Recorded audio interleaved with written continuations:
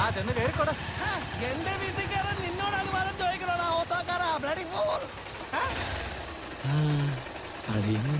ഇതല്ലടാ ഞാൻ എന്റെ കാലെ പിടിച്ച് ഓടരുത്. ഓടിക്കഴിഞ്ഞാ ഓടിച്ചിട്ട് പിടിക്കും. മാറും. ഒന്ന് മാറി നിൽക്ക്. എടാ നിന്റെ അളിയനും നീയായിട്ടൊരു പ്രശ്നം ഉണ്ടായാൽ ഞാൻ കേറി ഇടപെടൂലേ? അതേപോലെ എന്റെ അളിയനും ഞാനുമായിട്ടൊരു പ്രശ്നം ഉണ്ടായാൽ നീ കേറി ഇടപെടണ്ടേ? അതിനെനിക്ക് അളിയനായിട്ടില്ലല്ലോ. അന്നേരം നോക്കാം.